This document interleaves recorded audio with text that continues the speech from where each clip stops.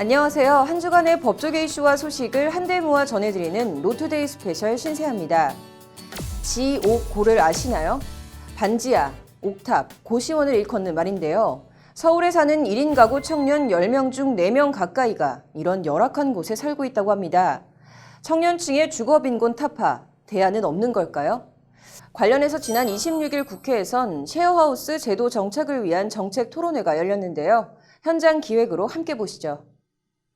변호사들의 올림픽으로 불리는 세계 변호사협회 IBA 총회가 지난 22일 개막을 시작으로 일주일간의 대장정에 들어갔습니다. 이슈 플러스에서 생생한 현장 뒷얘기를 담아왔습니다. 그 외 법조계 다양한 소식들 이어서 전해드리겠습니다. 서울에 사는 1인 가구 청년 10명 중 4명 가까이가 옥탑이나 지하, 고시원 같은 이른바 지옥고에 살고 있는 것으로 나타났습니다. 청년층의 주거 빈곤 타파, 대안은 없는 걸까요? 관련해서 오늘 국회에선 셰어하우스 제도 정착을 위한 정책 토론회가 열렸습니다. 현장을 장한지 기자가 취재했습니다. 한 집에서 공간을 공유하며 함께 사는 청춘 남녀들의 상큼하고 발랄한 일상을 다룬 케이블 TV 방송 프로그램 하트 시그널입니다. 안녕하세요. 와인이 있어야 될 것 같은데. 응? 와인이 있어야 될 것 같은데. 만나서 반갑습니다. 해당 프로그램은 지난 2017년부터 시즌 1, 2로 방송되며 큰 인기를 모았고 비슷한 프로그램들도 많이 생겨났습니다. 이렇게 주택을 여러 사람이 공유하는 이른바 셰어하우스에 대한 관심도 높아졌습니다. 하지만 TV 속 낭만은 TV 속 낭만, 청년들의 실제 거주 환경은 팍팍함과 고단함 그 자체입니다. 오늘 국회에서 열린 셰어하우스 제도 정착을 위한 정책 토론회. 지난해 6월 통계청 발표 자료에 따르면 서울의 20살에서 34살 청년 1인 가구 가운데 주거 빈곤 가구 비율이 2000년 31.2%에서 2015년 37.2%로 높아진 것으로 나타났습니다. 서울에 혼자 사는 청년 10명 가운데 4명 가까이가 지하나 옥탑, 고시원, 심지어 비닐하우스 같은 비주택에 거주하고 있다는 얘기입니다. 하루하루 먹고 자는 것을 걱정해야 하는 말 그대로 팍팍하기 그지없는 서울살입니다. 청년 입장에서 살면서 사실은 뭐 월세 내는 것도 사실 좀 벅차기도 한데 이제 뭐 생활용품 사는 거 그리고 뭐 식자재 사는 거 이런 것들도 사실 은근히 무시 못하게 들어가는. 주거 환경은 열악하지만 그렇다고 거주에 들어가는 비용이 마냥 싼 것도 아닙니다. 평당 임차료를 비교하면 고시원이 타워팰리스보다 높다는 우스갯소리 아닌 우스갯소리가 있을 정도입니다. 이런 어려운 환경에 처해 있는 청년들이 내는 가격이 또 만만치가 않습니다. 이 평당 임차료를 비교를 해보면 타워팰리스보다 고시원 평당 임대료가 훨씬 더 높다는 게 이게 지금 정말 어려운 청년들이 높은 임대료를 내고 살아가고 있는 좀 현실들을 보여주고요. 현재 서울 대학가 평균 월세는 49만 원, 보증금은 1,378만 원, 대학생이나 사회초년생이 직접 충당하기엔 부담스러운 금액입니다. 이에 따라 여럿이 집을 나누어 사용하는 공유형 임대주택, 이른바 셰어하우스에 대한 관심이 높아지고 있습니다. 월세 30만 원이면 거실과 부엌 등 공간을 공유하며 상대적으로 더 저렴한 비용으로 더 쾌적한 생활을 누릴 수 있기 때문입니다. 주거에 필요한 비용은 월세뿐만이 아니에요.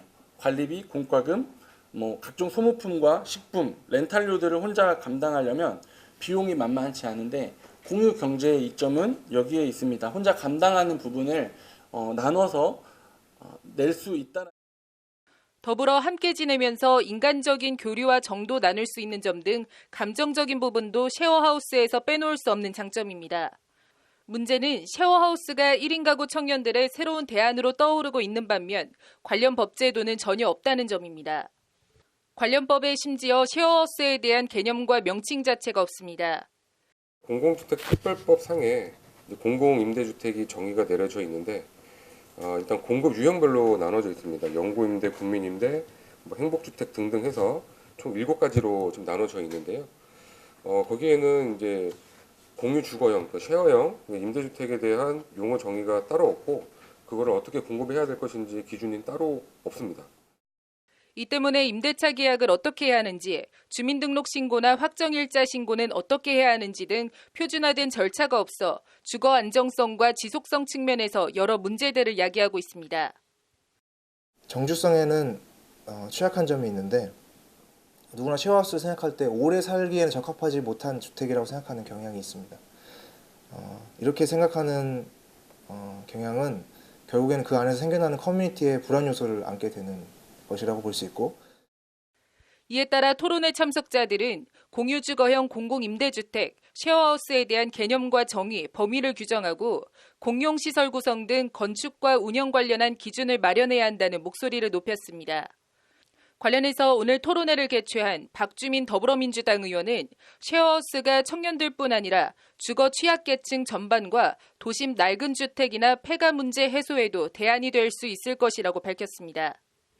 계속 집들은 더 낡아가고 있고 거기 사시는 분들 재산이 오히려 떨어지는 거죠. 재산가치가 떨어지고. 근데 그런 분들에게 사실은 어떻게 보면 반면에 또 청년들은 이런 좀 싼 주거가 필요하고 해서 그런 분들하고 매칭이 되면 이 집을 장기로 우리가 임대해서 임대 수입도 드리고.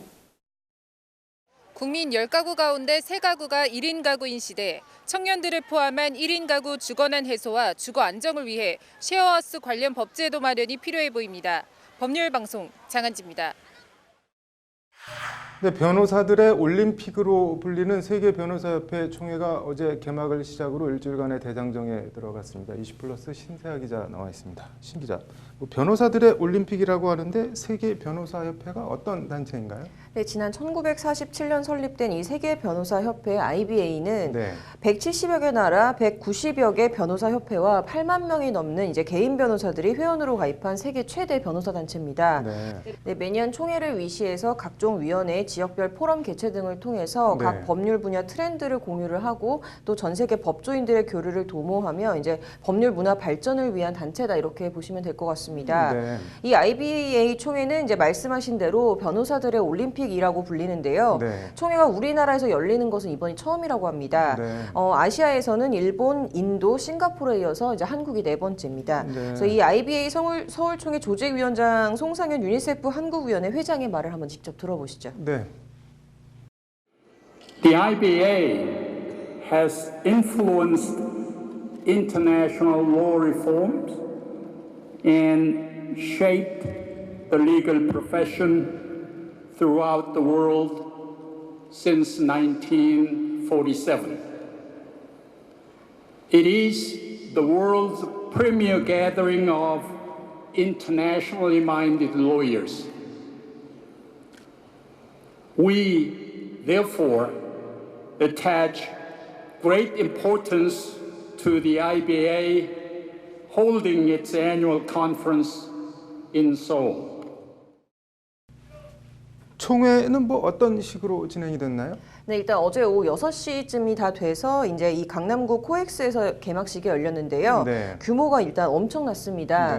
네. 이날 행사에는 이제 세계 131개국 변호사 단체와 로펌, 기업 등 이제 2,000여 개 단체 또 5,000여 명의 법률 전문가들이 모였습니다. 네. 개회식에 앞서서 이제 한국 전통음악 공연과 태권도 시범 공연 이런 퍼포먼스들이 펼쳐지면서 굉장히 네. 뜨거운 박수 갈채를 받았고요. 네. 유엔 총회 참석 등을 위해서 이제 문재인 대통령은 영상으로 이 총회 환영사를 대신했습니다. 네. 한번 직접 들어보시죠. 네. 저를 비롯한 대한민국의 많은 법조인들은 변호사의 사명을 가슴에 품고 인권과 사회적 약자를 위해 노력해 왔습니다. 한국은 오랜 법치주의 역사를 갖고 있습니다. 한국이 1,700만 개의 촛불로 헌법 정신을 되찾고 국민 주권을 지켜낼 수 있었던 것은 오랜 법치주의의 전통과 정의를 수호하는 법에 대한 믿음이 있었기 때문입니다.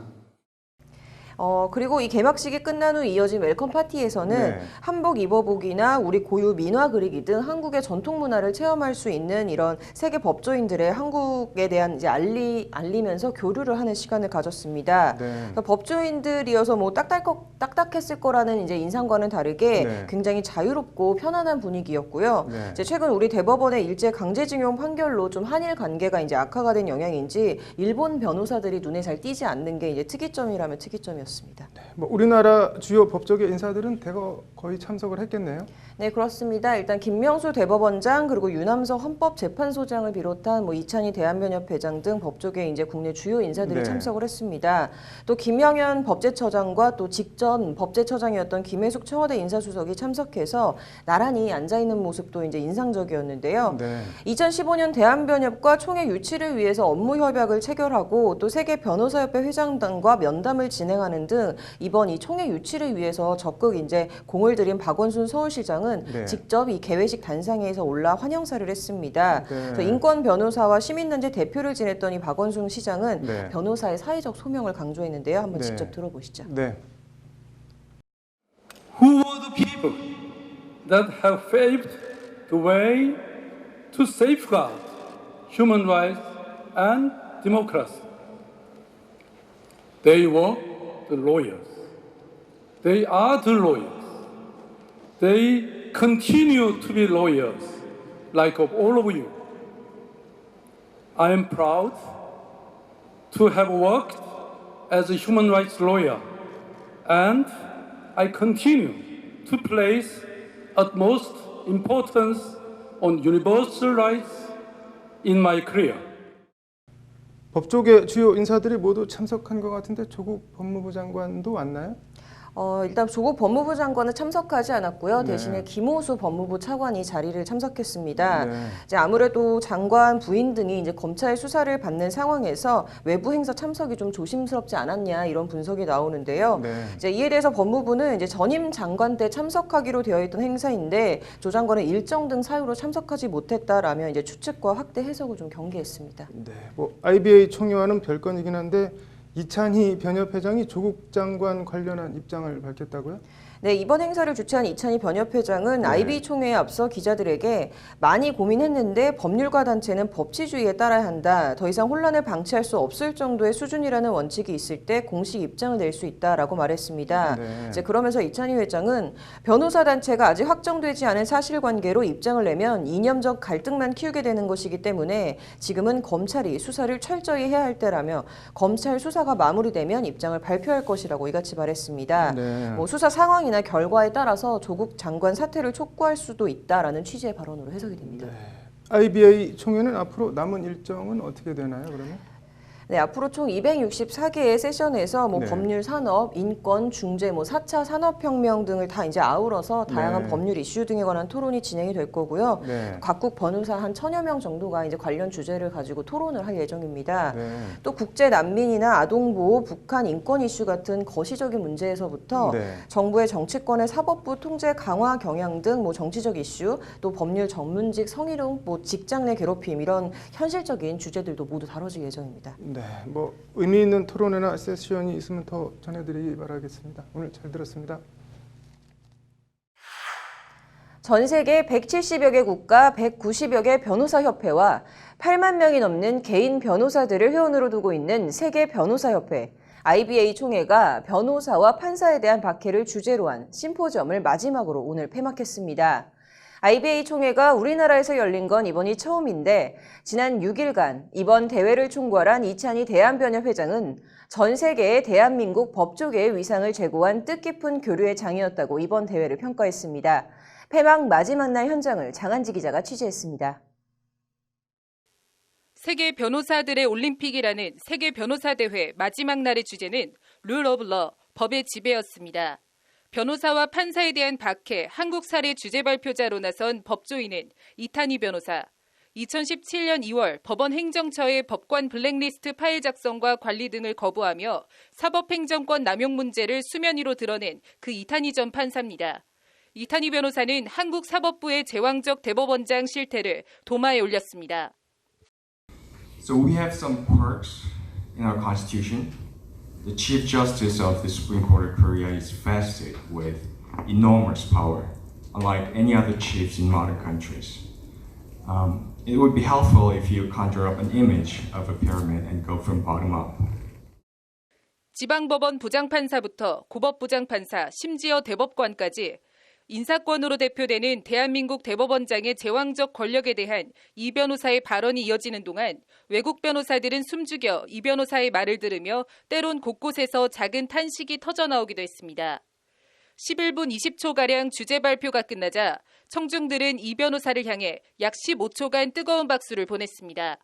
법률방송과 만난 이탄희 변호사는 주제 발표 요청에 처음엔 내가 해도 되나 자격이 있나 하는 생각에 거절했다고 합니다. 사실 제가 이거를 초대를 받고 몇 번 사양을 했어요. 그러니까 보셨겠지만 이제 사실 다른 나라에는 판사들이 납치를 당하기도 하고 실종되고 이런 사건들이 많기 때문에 그것들에 비하면 어떻게 비칠까 좀 이런 생각이 들어서 몇 번 사양을 했는데 꼭 하셔야 된다고 몇 번을 요청을 하셔가지고 결국은. 그러나 걱정과 달리 세계 각국에서 온 변호사들의 반응은 뜨거웠고 그들은 한국 사법부 현실에 놀라워했습니다. 이제 막상 해보니까 사실은 굉장히 제가 예상했던 것보다 관심을 많이 보여주시고 어떤 면에서는 이런 사례들이 세계적으로 많지 않기 때문에 특히 우리나라처럼 어느 정도 발전된 사회에서 이런 일이 가능하다라고 하는 것들이 지금까지는 확인된 적이 없었기 때문에 이 사례를 굉장히 관심 있어 하시고 결과적으로 자기 얼굴에 침 뱉기가 될 수도 있지 않겠냐는 질문에 이탄희 변호사는 우리 사법부가 거듭나기 위해선 스스로의 치부를 먼저 드러내고 깨나가야 한다고 답했습니다. 사실 한국의 이제 사법부라고 하는 게 사실 기존의 법원행정처에서 홍보를 하기를 우리 사법제도가 굉장히 선진적이고 또 효율성 측면에서는 다른 나라보다 훨씬 우월하다 이렇게 많이 홍보가 돼 있었기 때문에 그 이면에 실제로 벌어지는 일들에 대해서는 많이 안 알려졌던 부분들이 있는 것 같아요. 그래서 그렇기 때문에 대회를 주관한 이찬희 대한변협 회장의 반응도 이탄희 변호사의 말과 크게 다르지 않았습니다. 잘못되고 골문 환부는 감추고 숨길 게 아니라 드러내야 고치고 치유할 수 있다는 겁니다. 저는 그런 우리의 진솔한 모습을 그대로 보여주고 또한 전 세계에 이런 정보를 공유하면서 한국과 외국이 계속 교류하면서 법치주의 확립을 위해서 역할을 하기를 기대합니다. 아주 이탄희 변호사의 그런 발표는 아주 의미 있는 거라고 생각합니다. 지난 일요일 총회 개막을 시작으로 전 세계 170여 개 나라에서 6천여 명의 법조인들이 참여해 6일간 220개 넘는 세션이 깔끔하고 순조롭게 진행된 세계 변호사협회 총회. 이찬희 회장은 한국 법조계와 법조인의 능력을 세계에 보여준 대회가 됐다고 자평했습니다. 대한민국에서 이렇게 큰 행사를 무사히 마치게 성공적으로 마치게 된 것에서 무지하게 영광이고 기쁘게 생각합니다.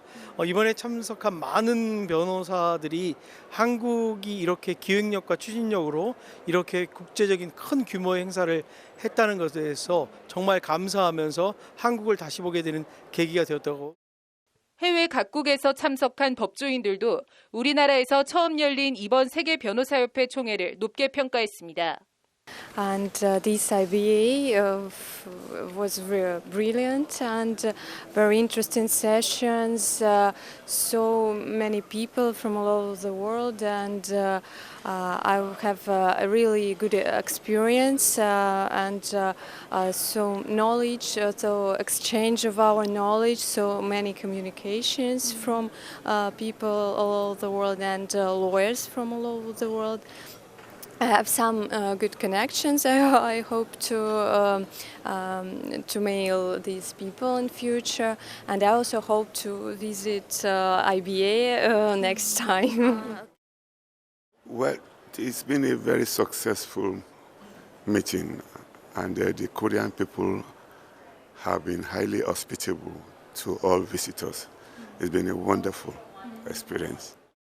심포지엄장을 찾은 권오곤 국제형사재판소 ICC 당사국 총회 의장은 이번 세계 변호사협회 서울총회가 우리 사회와 법조계가 한 단계 더 성숙하고 발전하는 계기가 될 것이라는 기대를 나타냈습니다. 굉장히 긍정적인 기분이 좋았어요. 그 룰 오브 로라는 게 참 굉장히 중요한 거고 이 사회를 버티는 아주 가장 중요한 원칙이고 그래서 어떤 글로벌 스탠다드에 맞춰서 세계 모든 법률가들하고 같이 룰 오브 로우를 위해서 발전될 수 있는 계기가 됐으면 좋겠어요. 우리나라에서 처음 열린 세계 변호사협회 총회는 변호사와 판사에 대한 박해를 주제로 하는 심포지엄을 끝으로 6일간의 장정을 마쳤습니다. 이번 총회가 세계 속의 한국 법조계의 위상 제고와 주춤해진 사법부 개혁 추동력이 될 수 있을지 주목됩니다. 법률방송 장한지입니다.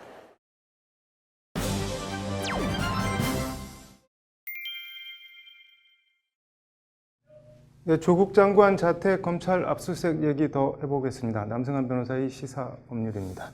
남 변호사님, 뭐 압수수색 관련해서 조국 장관 반응이 나온 게 있나요? 네, 뭐 자택 압수수색과 관련해서 딱 집어서 말한 것은 없습니다. 그런데 다만 그 공익인권법센터 인턴 활동 증명서 발급에 관해서 한마디 언론 보도를 강하게 부인했는데요. 오늘 이제 과천 청사로 출근하는 길에 기자들과 만나서 지금까지 가족 관련 수사에 대해서 일체 언급을 하지 않았는데 서울대 공익인권법센터 인턴십 관련 서류를 마치 제가 만들었다라는 취지로 만들었다는 취지의 보도는 상당히 악의적이다 이렇게 밝히면서 좀 대응을 했습니다. 뭐 법적 대응까지도 생각하고 있다 뭐 이런 취지의 얘기도 했습니다.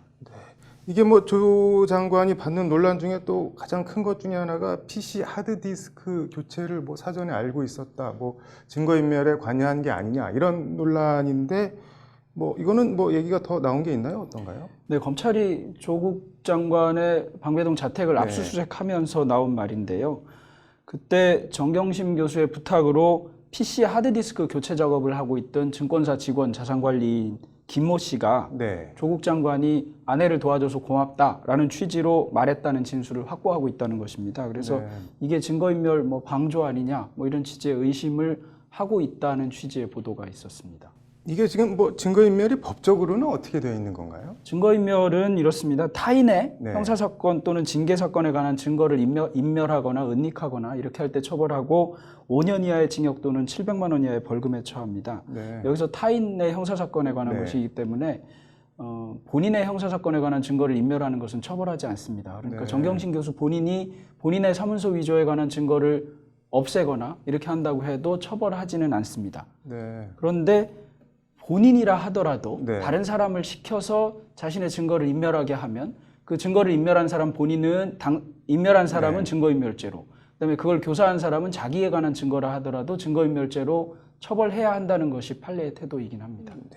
이게 지금 PC 하드디스크를 교체해줬다는 뭐 자산관리인 이 사람이 이걸 왜 교체하는지 모르고 그냥 교체 좀 해주세요 해서 이렇게 교체를 한 거라면은 그럼 그 경우에는 어떻게 되는 건가요? 이 경우에는 그 자산관리인 또는 증권사 직원은 증거인멸을 하고 있다는 사실을 전혀 모르는 겁니다. 그러니까 그 사람은 증거인멸로 처벌할 수 없게 되고요.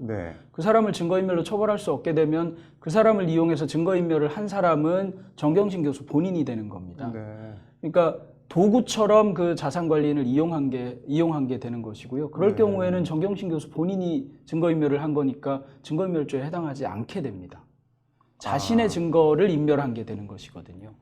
그러면은 조국 교수는 뭐 증거인멸 방조 뭐 이런 얘기도 나오던데 이게 그럼 전체적으로는 어떻게 되는 건가요? 네, 증거인멸 방조의 경우도 처벌할 수는 있습니다. 증거인멸 방조를 할 수는 있으니까요. 그런데 우리 또 형법 155조 증거인멸 관련된 조항에서는 친족 특례를 두고 있습니다. 그래서 친족 또는 동거의 가족이 본인을 위하여 본조의 죄를 범한 때는 처벌하지 않는다고 하고 있거든요.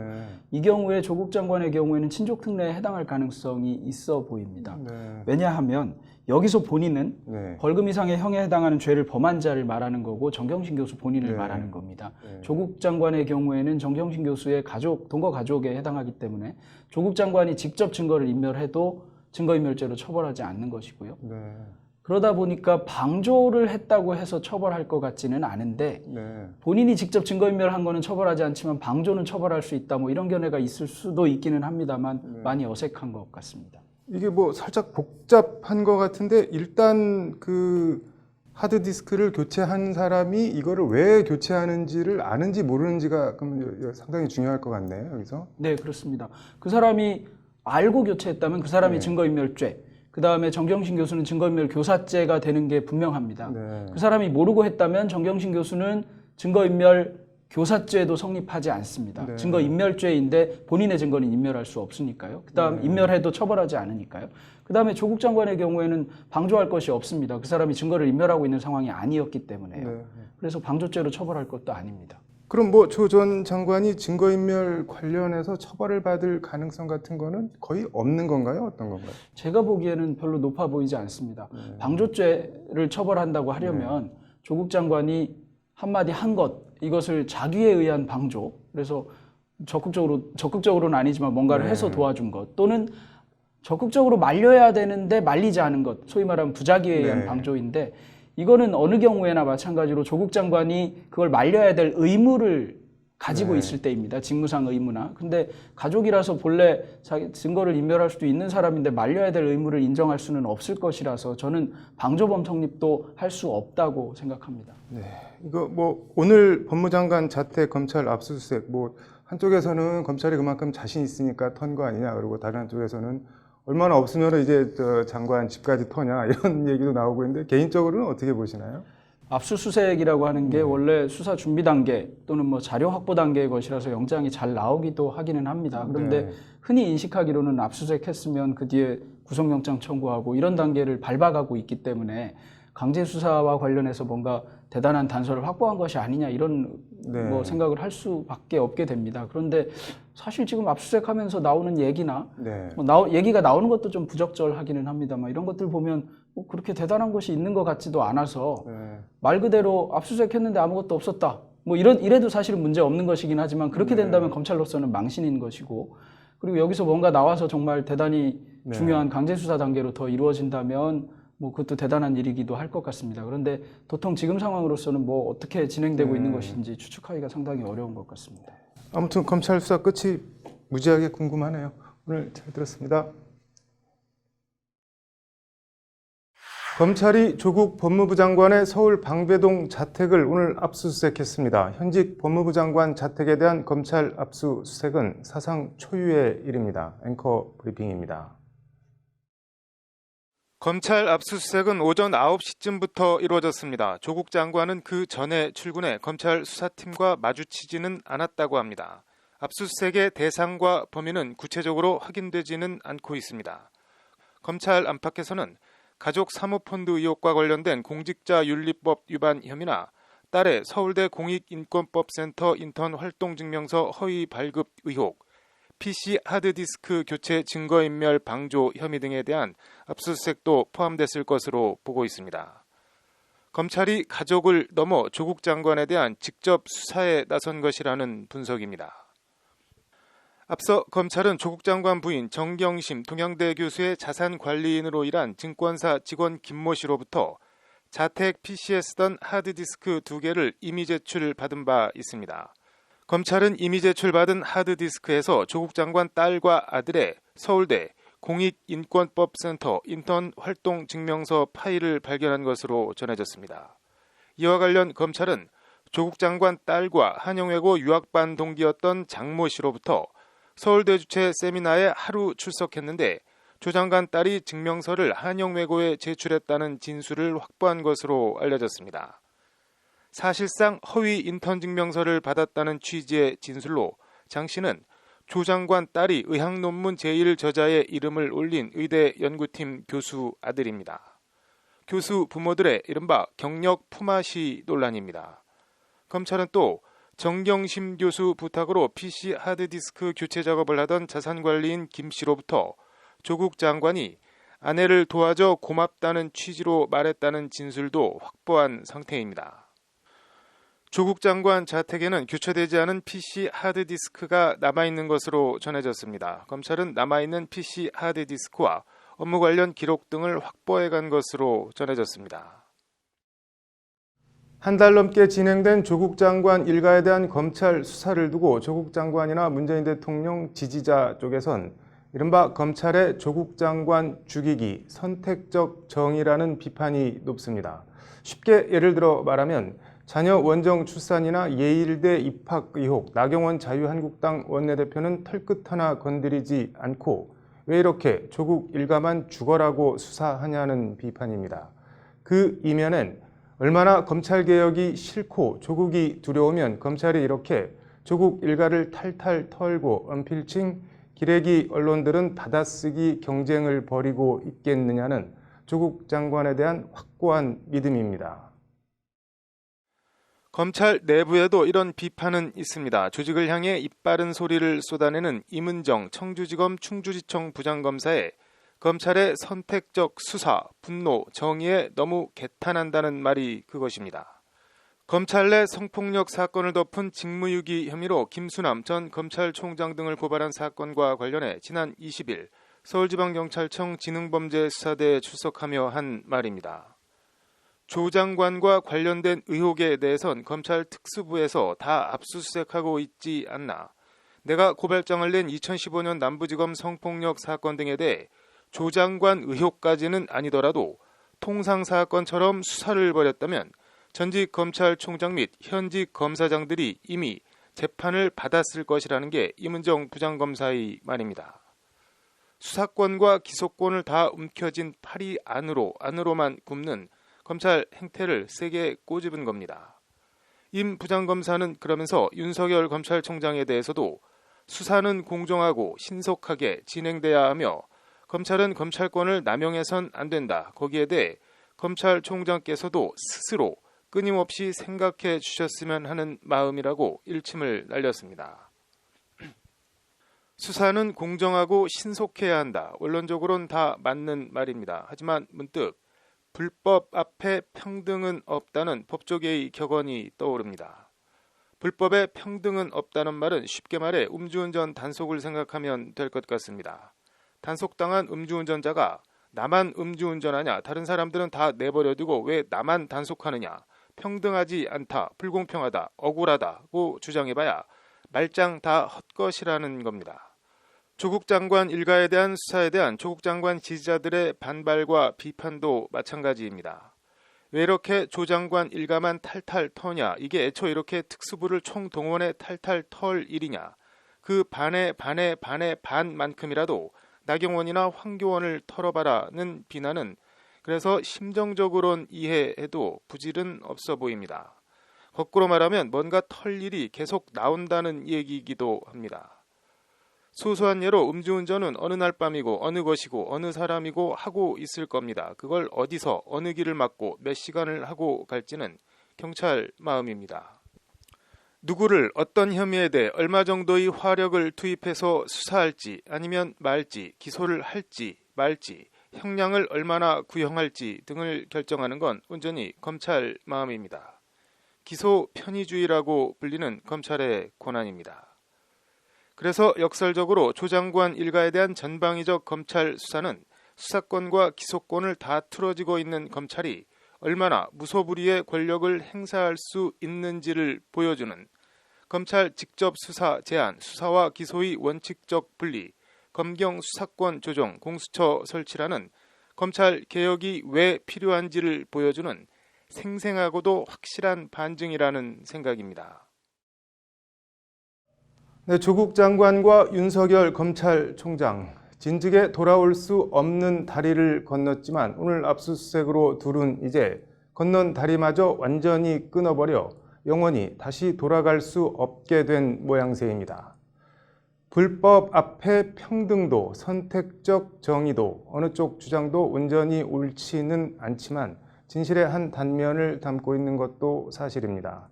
법 앞에 평등, 보편적 정의를 생각해 봅니다. 앵커 브리핑이었습니다. 조국 법무부 장관 자택 11시간 압수수색 후폭풍과 논란이 뜨겁습니다. 앵커 브리핑입니다. 검찰이 어제 조국 장관의 서울 방배동 자택을 아침 9시가 좀 지나면서부터 11시간가량 압수수색한 걸 두고 어제 오늘 하루 종일 온라인이 시끌시끌했습니다. 조 장관 지지자들의 반응은 한마디로 해도 너무한다 6글자입니다. 일부 언론들은 조국 장관 자택 9시간째 탈탈 털어 같은 선정적인 제목의 기사를 붙여 출고했고 포털 메인 페이지엔 그런 기사가 떠 있어 지지자들의 분노를 활활 부채질했습니다.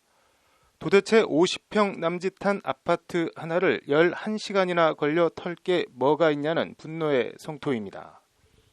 여기에 어디서부터 그런 말이 시작됐는진 모르겠으나 압수수색 나간 검사와 수사관들이 자장면을 시켜 먹었다는 루머까지 돌면서 분노는 극에 달했습니다. 놀러 갔냐? 거기서 자장면이 넘어가냐? 검찰, 니들은 정말 인간도 아니다는 식의 비난입니다. 작가 공지영 씨 같은 경우는 자신의 페이스북에 오늘 압수수색과 자장면에 상처받은 건 그와 그의 가족뿐이 아니다. 민주주의를 살고자 했던 수많은 국민들 가슴이 짓밟힌 거다라고 적었습니다. 공 씨는 오늘도 본인 페이스북에 조 장관 부인 정경심 교수의 글을 공유하며 압수수색과 자장면이 그를 가장 많이 상처 줬겠지.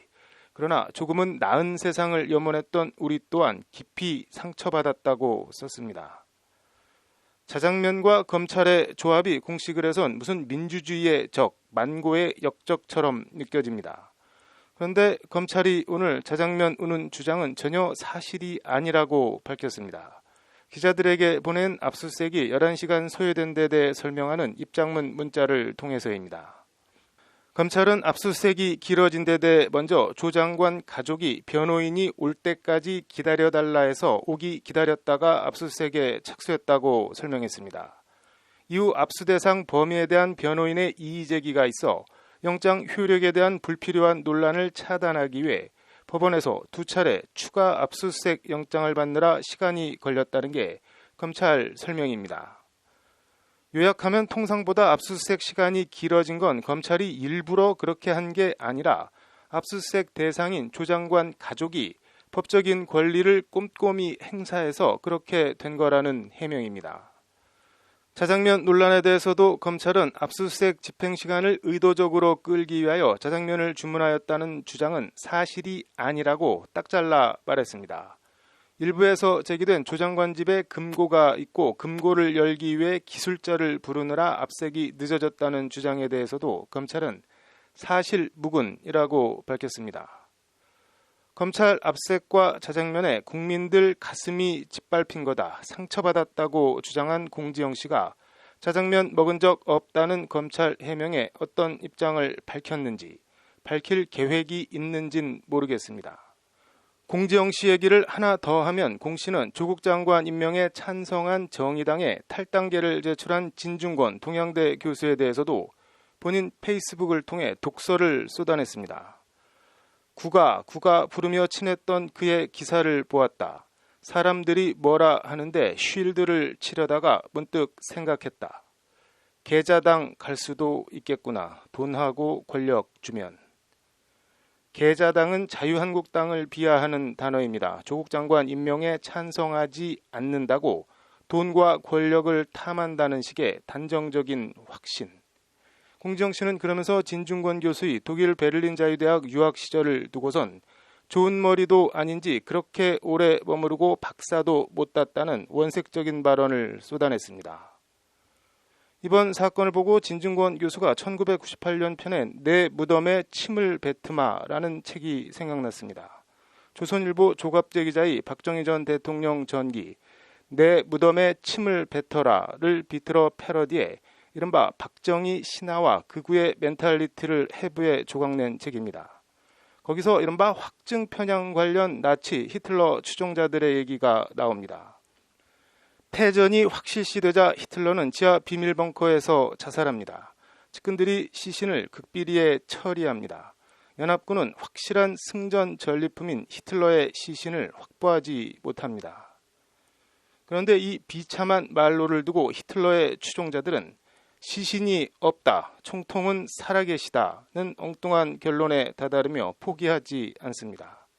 보고 싶은 것만 보고 듣고 싶은 것만 듣는 확증 편향입니다. 조국을 기준으로 이쪽이냐 저쪽이냐를 나누고 믿고 싶은 것만 믿고 보고 싶은 것만 보고 그것에 기반해 상대를 물어뜯고 핥히어대고 수사 대상이 그게 다가 아니긴 하지만 고등학생 인턴 증명서 허위 잡아내자고 검찰 최정예라는 서울중앙지검 특수부 화력을 몽땅 쏟아붓고 있는 작금의 검찰 수사는 분명 문제가 있습니다. 익명의 검찰 관계자를 인용해 수사 내용을 언론에 흘리며 여론을 움직여 보려 하는 구태도 비판받아 마땅합니다. 근절되어야 합니다. 그렇다고 조국 장관에 찬성하지 않는다는 이유로 돈과 권력에 환장한 적폐로 보는 것도 절대 온당치 않습니다. 이쪽도 저쪽도 정도를 가며 좀 차분해질 필요가 있지 않나 하는 생각입니다. 앵커 브리핑이었습니다. 국민권익위원회가 오늘 조국 법무부 장관의 부인이 검찰 조사를 받고 있는 데 대해 법무부 장관과 직무 관련성이 있을 수 있다는 의견을 냈습니다. 국회 대정부 질문에 나온 조국 장관은 자유한국당 주광덕 의원의 질의에 자택 압수수색 당시 검찰 수사팀장에 전화한 사실이 있다고 인정했습니다. 야당인 자유한국당은 연일 조 장관을 향해 날선 비판을 쏟아내고 있는 가운데 국회엔 사법방해죄 신설 등을 골자로 하는 이른바 조국방지사법이 발의됐습니다. 어떤 내용들인지 잠자는 법안을 깨워라 신세아 기자가 전해드립니다. 권익위가 오늘 조국 장관 부인 정경심 교수가 검찰 수사를 받는 상황과 관련해 일선 검사에 대한 지휘 감독권이 있는 조 장관과 그 부인 간에 직무 관련성이 있을 수 있다는 해석을 내놨습니다. 권익위는 바른미래당 이태규 의원이 배우자가 피의자 신분으로 기소된 상태에서 법무부 장관이 대검찰청을 외청으로 둔 법무부 수장으로 업무를 수행하는 것이 권익위 규정에 근거해 이해충돌위원회에 해당하느냐는 질의에 이같이 답변했습니다. 권익위는 이 같은 답변의 근거로 정부 조직법과 검찰청법, 공무원 행동 강령 등을 제시했습니다. 정부 조직법 제32호는 법무부 장관은 검찰 등 법무사무를 전반적으로 관장한다고 돼 있습니다. 나아가 검찰청법 제8조는 구체적 개별적 사건에 대한 법무부 장관의 검찰총장 지휘, 감독권을 규정하고 있습니다. 같은 조항은 또 법무부 장관이 검찰총장을 통해 일선 검사에 대해서도 지휘 감독권을 행사할 수 있도록 하고 있습니다. 결국 조 장관과 부인 정경심 교수 검찰 수사와 업무 관련성이 인정된다는 것이 공익위 판단인데 관련해서 공무원 행동강령 5조는 공무원이 직무 관련자와 사적 이해관계가 있을 경우 그 사실을 신고하도록 하고 있습니다. 권익위는 이에 대해 규정에 따른 사적 이해관계의 신고에 따른 조치 등에 대해서는 소관기관인 법무부가 검토 조치할 사안이라고 선을 그으며 공을 법무부에 넘겼습니다. 권익위가 조국 장관 부인 수사에 대해 직무 관련성이 있을 수 있다는 판단을 내린 가운데 국회인 그제 자유한국당 홍철호 의원 대표 발의로 사법방해죄 신설 형법 개정안 등 이른바 조국방지사법이 발의됐습니다. 사법방해죄 신설 형법 개정안은 직무와 직위를 이용해 수사와 재판에 부당한 영향력을 행사할 경우 최대 5년의 징역에 처하게 하는 내용이 핵심입니다. 앞서 조 장관은 지난 16일 저는 법무부 장관으로서 제 친인척에 대한 수사를 지휘하거나 보고받지 않을 것이라며 검사들이 헌법 정신과 법을 어기지 않는 한 인사상 불이익은 없을 것이라고 밝혔습니다. 수사에 관여하지 않겠다는 원론적인 입장을 밝힌 발언이지만 법무부 장관이 검사 인사를 언급한 것 자체가 무언의 압박 아니냐는 논란이 일기도 했습니다. 이런 가운데 국회 대정부 질문에 출석한 조 장관은 자택 압수수색 당시 검찰 수사팀장에 전화를 건 사실이 있느냐는 자유한국당 주광덕 의원의 질의에 있다고 답변했습니다. 조 장관은 다만 검찰 압수수색을 지휘하거나 방해하는 등 사건에 개입한 게 아니라 처가 불안한 상태이니 안정을 찾게 해달라는 의례적인 전화였다고 해명했습니다. 이와 관련 사법방해죄 법안을 발의한 홍철호 자유한국당 의원은 수사 개입 및 방해 의혹을 사전에 차단해 수사와 재판의 공정성과 독립성을 확보하려는 목적이라고 법안 발의 취지를 설명했습니다. 미국의 경우 사법권 행사 방해는 탄핵 사유에 해당할 정도로 중요하게 다뤄지고 있다는 것이 홍 의원의 설명입니다. 자유한국당은 조 장관이 있어야 할 곳은 법무부 장관실이 아니라 검찰 조사실이라며 조 장관을 향해 거듭 날을 세웠습니다. 범죄 혐의자가 장관하는 나라가 나라다운 나라인지 묻고 싶습니다. 도대체 왜 이 한 명의 부적격 장관 때문에 온 대한민국의 에너지와 역량이 다 소모되어야 하는지 모르겠습니다. 홍철호 의원은 또 조 장관 일가 가족 펀드와 관련해 고위공직자 본인과 배우자 등의 3천만 원 이상 사모펀드를 매각 또는 신탁하도록 하는 내용의 공직자 윤리법 개정안도 발의했습니다. 현행법은 주식과 달리 사모펀드는 직접 투자가 아닌 것으로 판단해 매각 또는 신탁하도록 하는 규정이 없습니다. 홍 의원은 이에 대해 이런 제도적 허점으로 조 장관이 민정수석 재직 당시 사모펀드 투자가 가능했다며 앞으로 고위공직자들이 사모펀드를 이용한 재산 증식과 간접 투자를 보다 투명하게 공개해야 한다고 강조했습니다. 홍 의원은 이와 함께 대학교나 대학원 등 상급학교 진학 시 지원서를 포함한 서류 원본은 5년, 이후엔 전자문서 형태로 연구 보관하도록 하는 내용의 고등교육법 개정안도 아울러 발의했습니다. 조 장관 아들과 딸의 입학 관련 서류 폐기 의혹 같은 논란을 사전에 차단해 입시 공정성을 제고하기 위한 취지의 법안입니다. 홍 의원은 또 공직자윤리법과 공직자선거법에 고위공직자와 선출직 후보자 본인과 직계 존비 속의 국적 변동사항을 공개하는 내용의 법안 개정안도 함께 발의했습니다. 법안이 통과되면 고위공직자의 선출직 공무원 가족들의 국적에 대한 논란이 해소될 것이라는 게 홍 의원의 설명입니다. 4건의 법률 개정안을 발의한 홍 의원은 이런 법들을 만들어야 할 정도의 상황이 된 것이 매우 마음이 무겁다면서 개정안이 조속히 통과되어 불필요한 정쟁거리를 사전에 차단하길 기대한다고 밝혔습니다. 개정안들이 통과되면 불필요한 정쟁의 사전 차단은 물론 사법권 독립 확보와 입시 공정성 확보, 국민 알 권리 충족에도 도움이 될 거라는 게 홍철호 의원의 말입니다. 조국 장관 논란 여부와 여야를 떠나 법안 내용 자체가 고위 공직자나 사회 투명성 제고에 도움이 되는 만큼 국회의 신속한 법안 처리가 필요해 보입니다. 법률방송 신세아입니다. 조국 법무부 장관의 딸과 아들 입시 관련 논란과 의혹이 엉뚱하다면 엉뚱한 곳으로 불길이 번지고 있습니다. 국회의원 자녀 입시 전수조사가 급물살을 타고 있는데요. 관련해서 좀 뜬금없어 보이고 비속어이긴 하지만 엿먹어라 얘기해보겠습니다. 앵커 브리핑입니다. 국회의원 자녀 입시 전수조사, 포문을 연 건 이해찬 더불어민주당 대표입니다. 이 대표는 오늘 국회에서 열린 최고위원회의에서 조 장관과 자유한국당 나경원 원내대표 등의 자녀 입시와 관련해서 교육 불공정성 문제가 제기되고 있다며 전수조사를 제안했습니다. 이번 기회에 국회의원 자녀들의 납득하기 어려운 논문 제출이나 부적절한 교과외 활동 등에 대한 사항에 대해 전수조사할 것을 제안한다라는 것이 이 대표의 말입니다. 이 대표는 그러면서 국회 윤리위에서도 조사해도 좋고 따로 독립적 기구를 만들어 하는 것도 좋을 것 같다고 구체적인 방법까지 제시했습니다. 이인영 민주당 원내대표도 교육 공정성 회복을 위해 국회가 나설 시간이라며 국민 75%가 찬성하는 국회의원 자녀들에 대한 입시 상황을 전수조사하고 제도 개혁하자고 거들었습니다. 민주당의 이 같은 발언이 알려지자 나경원 자유한국당 원내대표는 거리낄 것 없다, 하자고 즉각 맞받았습니다. 나 원내대표는 국회에서 열린 원내대책회의를 마친 뒤 기자들과 만나 우리도 찬성한다. 다만 이것이 조국 물타기용으로 사용돼선 안 된다며 이같이 밝혔습니다. 한국당은 그간 문재인 대통령 자녀를 포함해 입시 등 고위공직자 자녀 문제 전반에 대한 특별 검사 도입을 주장해왔습니다.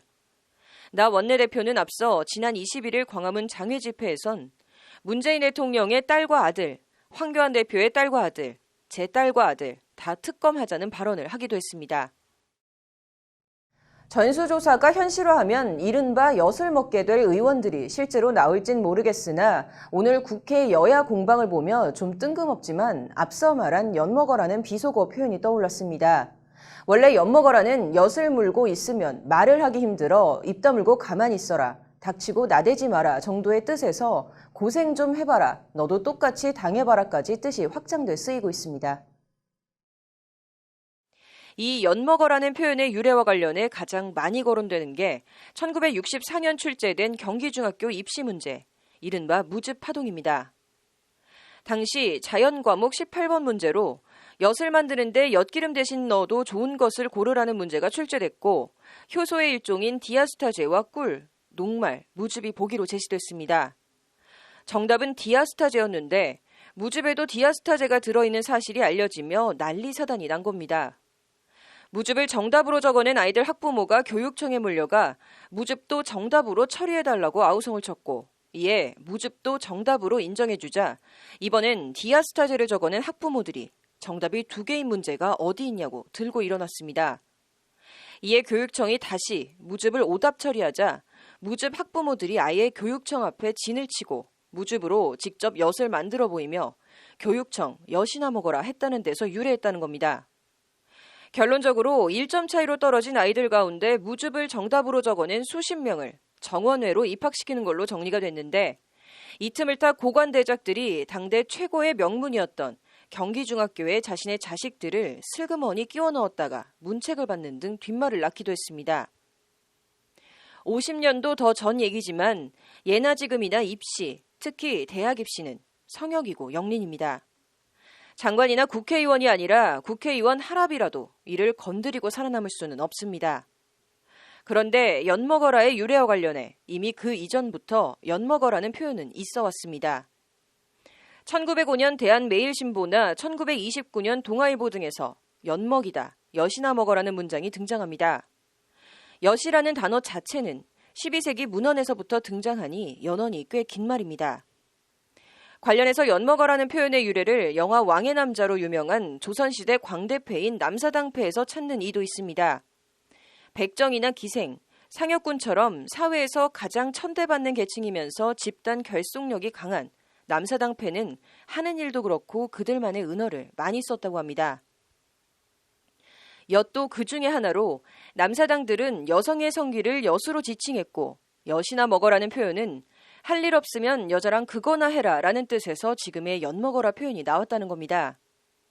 장황하게 엿 얘기를 늘어놓은 건 불철주야 조국 일가 수사에 매진하고 있는 검찰을 향해 윤석열 검찰총장 앞으로 엿 배달이 쇄도하고 있다는 뉴스가 함께 떠올랐기 때문입니다. 관련해서 내일 오후 6시 서울 서초동 서울중앙지검 앞에선 제7차 검찰개혁 촛불 문화제가 열립니다. 지난 16일 수백 명 규모로 시작한 제1차 검찰개혁 촛불 문화제는 지난 토요일 제6차 때는 주최 측 수산 3만 명의 시민이 모였습니다. 내일은 10만 명 정도의 인파가 서울중앙지검과 대검 앞에서 검찰개혁 촛불을 들 것으로 주최 측은 예상하고 있습니다. 광우병 촛불 집회 당시 이명박 전 대통령은 청와대 뒷산에 올라 광화문에 촛불을 보며 여러 생각을 했다고 하는데 윤석열 검찰총장은 쇄도하는 엿배달과 검찰 청사 앞에 촛불을 보며 무슨 생각을 할지 궁금합니다. 조국 장관 일가에 대한 수사와 현재 진행되고 있는 흐름에 대해 문재인 대통령은 오늘 검찰이 아무런 간섭을 받지 않고 전 검찰력을 기울이다시피 엄정하게 수사하는데도 검찰 개혁을 요구하는 목소리가 높아지고 있는 현실을 검찰은 성찰해 주시기 바란다고 말했습니다. 앵커 브리핑이었습니다.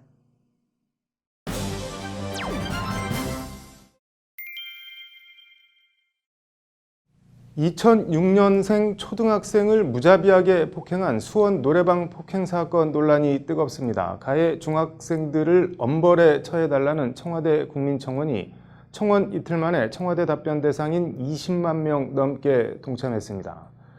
이른바 소년범죄는 갈수록 흉포해지고 있는데 이번 사건이 또 터지면서 죄를 지어도 처벌받지 않는 이른바 촉법소년 연령 하한 조정 문제가 다시 뜨거워질 것 같습니다. 장한지 기자입니다. 노랫소리가 시끄러운 경기도 수원의 한 노래방.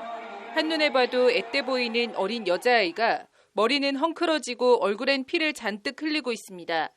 피를 흘리고 있는 아이는 이제 초등학교 6학년.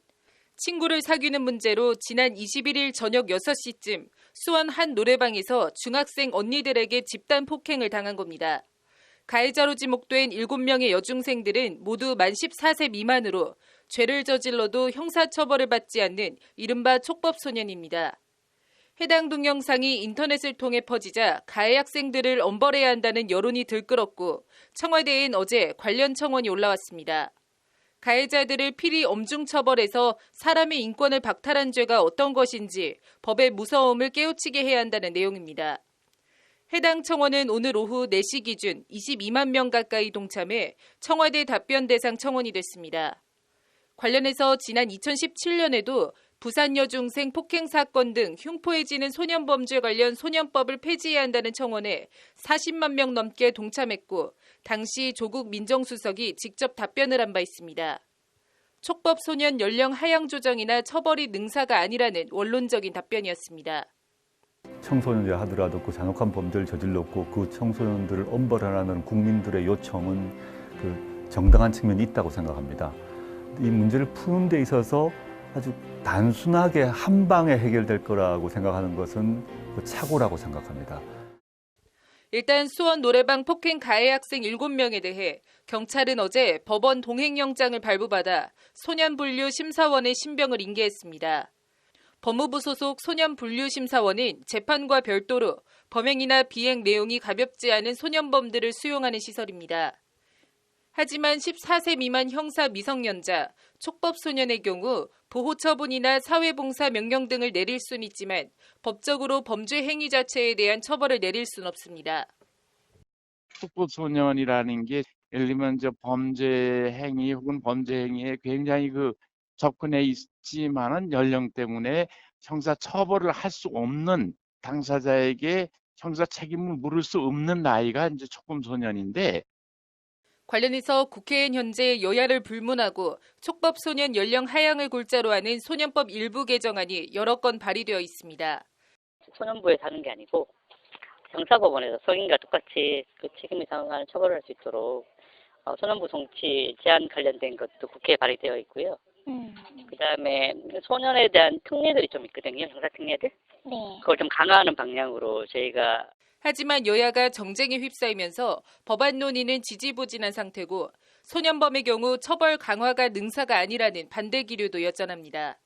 법무부는 일단 정기국회가 열리면 국회에서 관련 법안 논의와 통과를 위해 최선을 다하겠다며 법안 처리 여부와 별개로 별도의 소년범죄 대책을 마련 중이라고 밝혔습니다. 국회 열리면 바로 이제 이 부분이 상정이 되면 계속 논의를 좀 해서 뭐라도 결과물을 좀 끌어내야겠죠. 또 다른 정책적인 부분에서 소년 아이들 범죄를 막을 수 있는 걸 좀 검토하고 있거든요. 보관처리라든지 이런 정책적인 것들은 정해지면 바로 이제 일선으로. 폭행 등 청소년 범죄나 비행 사건이 발생할 때마다 양은 냄비처럼 발작 들끓고 마는 것이 아닌 심도 있는 논의와 종합적이고 체계적인 대책을 마련하는 것이 필요해 보입니다. 법률방송 장한지입니다.